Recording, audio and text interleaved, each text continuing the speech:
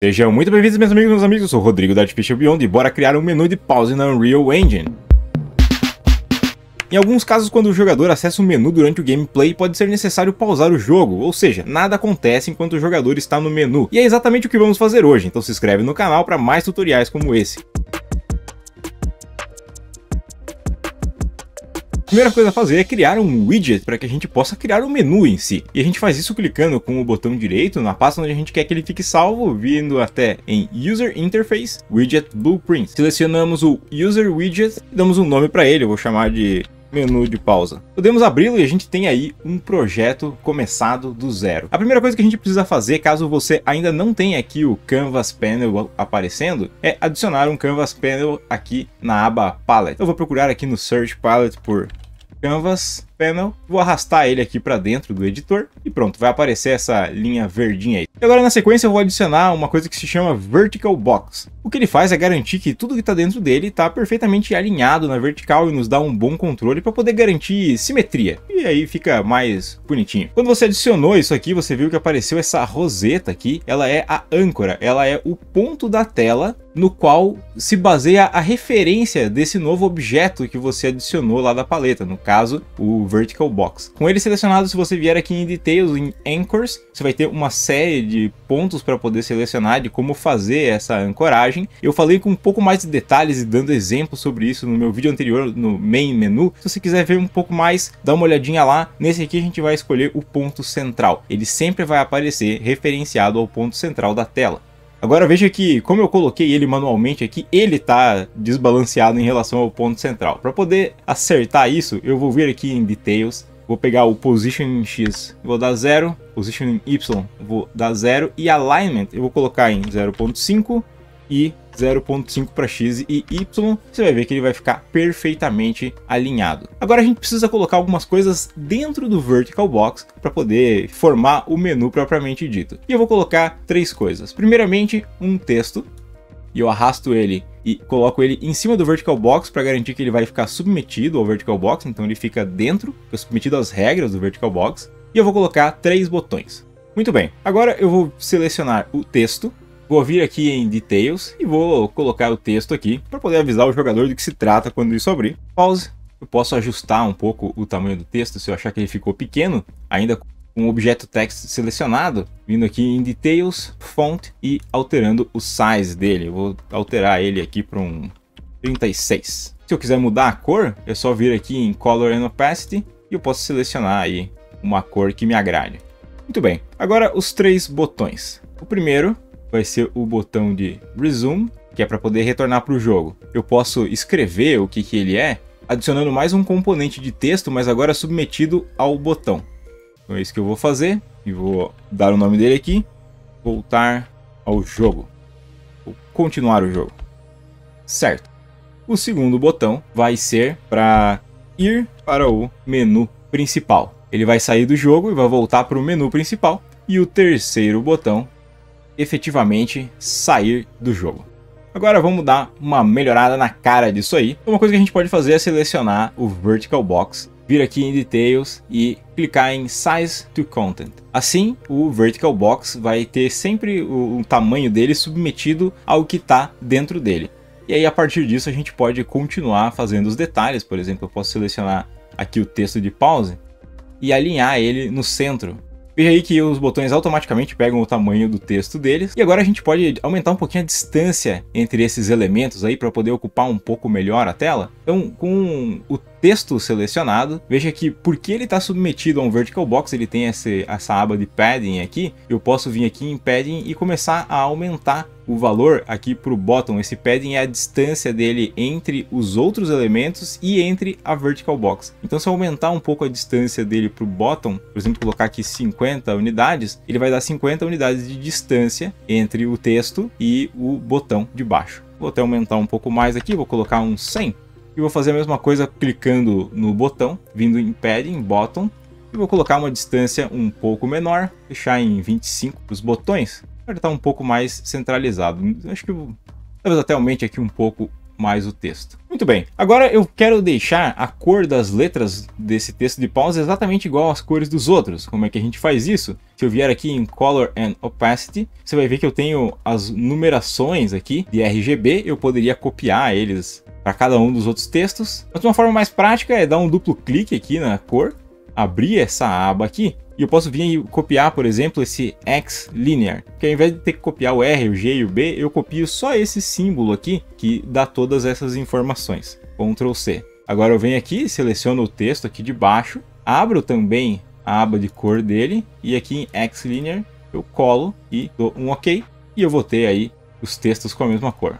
Você também tem uma liberdade grande para poder trabalhar na aparência do botão em si. Se a gente vier aqui em Details e expandir a aba Appearance, você vai ver que tem aqui uma série de configurações que podem ser trabalhadas. Por exemplo, a aparência normal do botão, onde a gente pode substituir o botão por uma imagem, ou onde a gente pode mudar a cor do botão.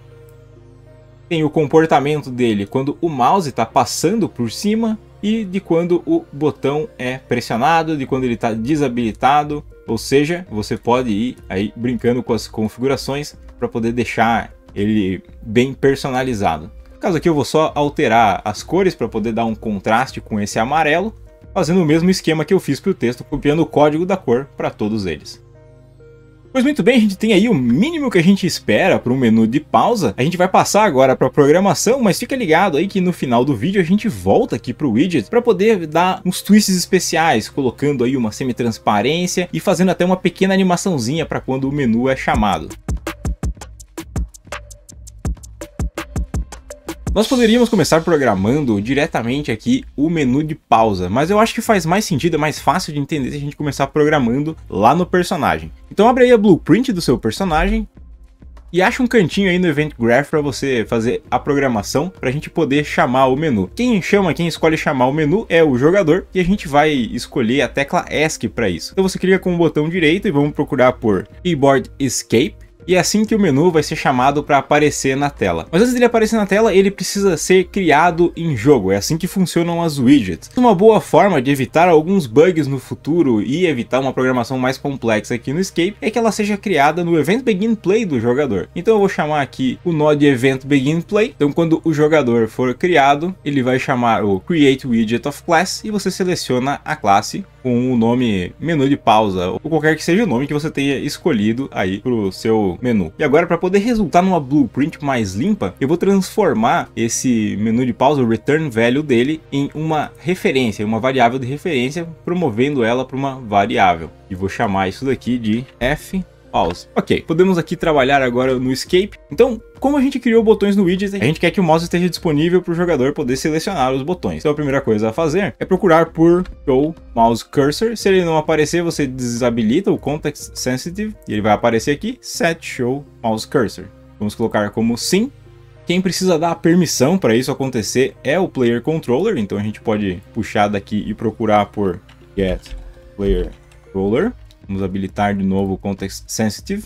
A gente também quer que o jogo seja pausado quando o jogador for para o menu de pausa, então vamos procurar aí por Set Game Paused e marcar como positivo. E finalmente queremos que o menu de pausa em si apareça, então vamos trazer para cá aquela referência que a gente criou no Event Begin Play, getRef, e dela vamos procurar por Add to Viewport, para que ela apareça para o jogador. Compilar e salvar.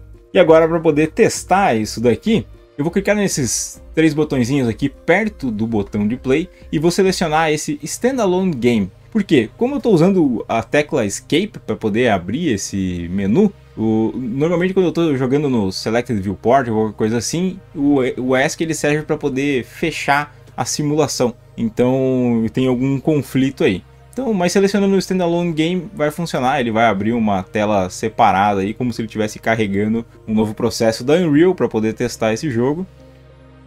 E aí, a gente está jogando aqui, se a gente apertar o ESC, preste atenção nas bandeiras ali, veja que elas param de se mover, tudo para de se mover. Se eu tentar usar as minhas teclas, os meus comandos, eles não funcionam, nada mais funciona. O mouse aparece, eu poderia clicar aqui em continuar o jogo e para o menu sair, mas os botões não estão programados ainda, então eles não fazem nada. Agora, uma coisa intuitiva para o jogador é que se ele apertar o ESC de novo, ele vai voltar para o jogo, mesmo que ele não tenha clicado em continuar o jogo. Então vamos fazer isso acontecer. Uma das coisas que acontece é que com o set game pause, os inputs do jogador estão travados. Então eu preciso habilitar o escape para poder funcionar durante o menu de pausa. Então eu vou clicar nele aqui, em Details, eu vou em Execute When Paused. E ele vai estar usando a mesma tecla e eu quero que esse comando ele alterne entre habilitar o menu de pausa e cancelar o menu de pausa. Então eu vou chamar aqui, logo depois do escape, antes do set, um nó chamado flip-flop. A primeira vez que ele for chamado, ele vai chamar o processo A, que é de abrir o menu.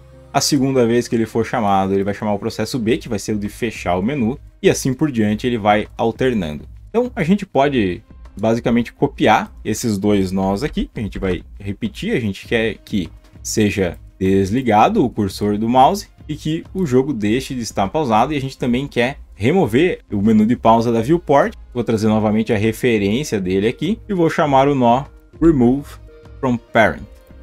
Vou conectar esses dois aqui, compilar e salvar e vamos testar de novo. Estou aqui no jogo, se eu apertar o ESC, tudo pausa. Se eu apertar o ESC de novo, tudo volta a funcionar, inclusive os meus comandos. Então a gente acabou de terminar tudo que a gente tinha para fazer aqui na blueprint do jogador e podemos avançar para poder finalizar programando os botões da widget. E antes de passar para a blueprint da widget, vamos fazer uma coisinha. Vamos selecionar esses nós aqui de Set Game Pause, Set Show Mouse Cursor, Get Player Controller, Remove from Parent. Vamos selecionar tudo isso porque o botão de voltar para o jogo lá na widget vai fazer a mesma coisa. Então a gente copia daqui e cola lá. Só dá aí um Ctrl C, a gente passa para o menu de volta, vem em Graph, achamos um lugar vazio aqui, Ctrl V. Beleza, aqui no Remove from Parent você não precisa dar mais nenhuma referência, a referência vai ser self, porque agora ela está na própria blueprint da widget. Realmente a única coisa que a gente precisa é alguma coisa para poder ativar esse evento, que é o funcionamento do botão. Como eu não dei um nome especial para os botões, eles estão aqui com esses números esquisitos, eu nem sei diferenciar eles. Eu posso voltar aqui no Designer e selecionar o botão de continuar jogo. Aqui embaixo ele vai me dar a opção de usar o OnClicked. Ele vai adicionar diretamente o botão correto aqui. Então eu posso conectar ele aqui e tudo deve funcionar. Obviamente que o melhor é alterar o nome desses botões para poder ficar mais fácil a vida, né? Até porque no seu caso você pode ser que tenha muito mais botões aqui. Eu vou voltar aqui no Designer, em Details. O primeiro texto que aparece já é o texto que refere ao nome do botão. Eu vou alterar eles aqui. Se eu volto aqui para o Graph, você vai ver que agora eles têm os nomes bonitinhos aí. Vamos programar aí o botão de sair também. Eu clico nele, OnClicked, vou puxar aqui o nó Quit Game, bem simples. E o menu é o botão para poder voltar para o menu principal, OnClicked. E aí aqui, se você assistiu o meu vídeo sobre criação de menu principal, você vai lembrar que a gente criou um level especificamente para o menu. E esse é um dos momentos em que isso é vantajoso, onde para poder abrir o menu, tudo que a gente precisa fazer é carregar aquele level. A gente faz isso através do nó Open Level, sempre tomando cuidado que você precisa, em colocar o nome exato daquele level aqui. Vamos dar o play e testar isso daí tudo. Pois muito bem. Eu aperto o ESC, eu venho para o menu de pausa. Se eu clico em continuar o jogo continua. Eu aperto o ESC de novo, pausa e volta a acontecer. Se eu clico em sair, ele fecha a aplicação. E se no menu de pausa eu clico em ir para o menu, ele abre o menu principal. Eu clicar em iniciar aqui no menu principal, tudo feito tudo certinho, eu volto para cá e tudo está zeradinho e o jogo começa novamente. Agora veja que quando eu aperto o ESC, o menu aparece drasticamente aí na frente. Fica até, dependendo da posição que o jogo estiver acontecendo, pode ficar até difícil de ler um pouco as coisas que estão aqui e tudo mais. A gente pode fazer um pequeno passo a mais que vai dar uma grande diferença no resultado final desse menu, criando um pequeno blur e uma pequena animação para o aparecimento desse menu de pausa. Aqui em Animations, eu vou adicionar uma nova e vou chamar ela de Fade. Vou selecionar ela e adicionar uma nova track. E vou selecionar o Canvas Panel. Aqui em Canvas Panel eu vou vir e adicionar uma nova track nele. E vai ser uma nova track que controla a opacidade. Opacity. Vamos fazer uma animação rapidinha que dura aí meio segundo. Só o suficiente para o jogador perceber que tem alguma coisa acontecendo. Ela vai terminar com o valor de 1, então a opacidade em 100%. E vai começar com o valor de 0. Veja que agora, para eu poder ver as coisas aqui, eu posso arrastar essa barrinha e nós temos aí a nossa animação pronta. Vamos agora adicionar um blur atrás desse texto, atrás desse menu. Isso é bem fácil, nós vamos voltar aqui na palette e vamos procurar por Background Blur. E vamos trazer ele aqui para o Canvas Panel. Em Anchors, eu vou colocar essa aqui, preenche a tela toda. E eu vou, manualmente mesmo, deixar ele grande, até maior um pouquinho do que a tela toda. Aqui em Blur Strange eu posso brincar com esse valor, mas eu vou começar com um valor de 0.25. Se eu colocar o 1, ele fica mais intenso.